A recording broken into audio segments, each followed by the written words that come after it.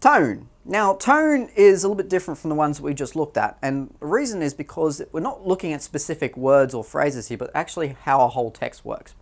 And tone and mood refers to how reading or viewing something makes an audience feel.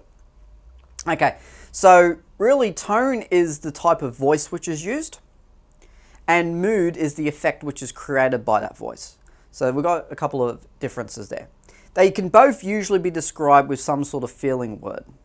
All right, for instance, the author adopts a somber tone to represent her loss.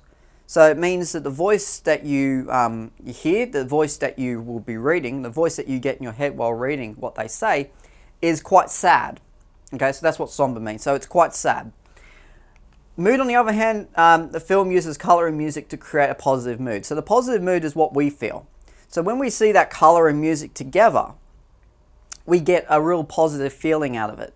And instead of just saying, well, we get really happy, we can say that it creates a positive mood. Okay, so this is what is done through the text, the voice, what is being said, and this is the effect that's being created.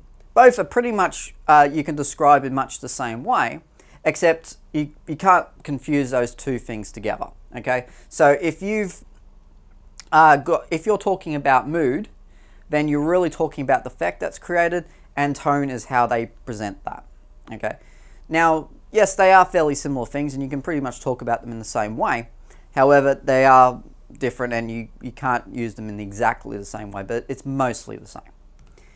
All right, imagery. Now, imagery is something that sort of builds on all the work you did with descriptive language and adjectives in primary school, and it really just takes up to the next level because it refers to all of those things together, as well as what's really created and how something is really represented. And that's what it refers to. It refers to how adjectives, images, and descriptions are chosen by an author to represent an idea or an event.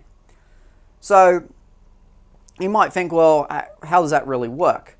Well, in this case, let's look at this example. An author uses imagery such as crooked trees and sneering gargoyles to represent the house is haunted.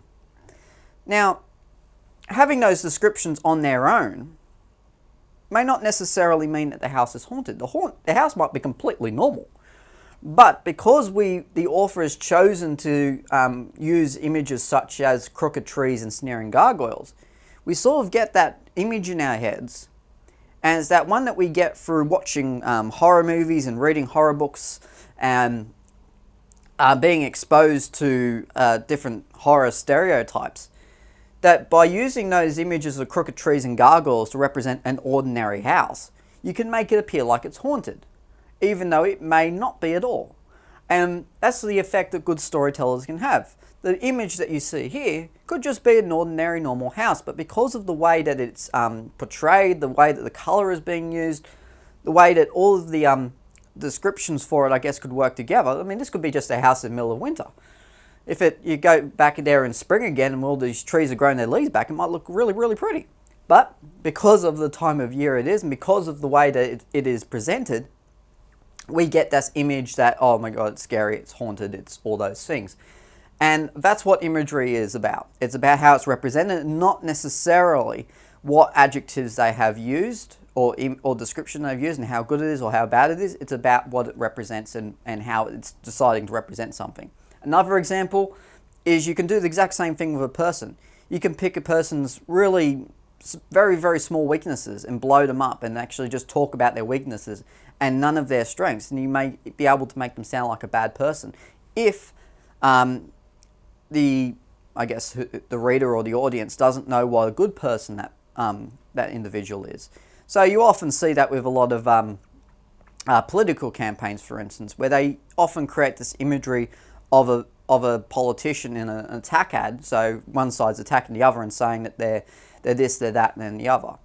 And that's ultimately what this is about as well.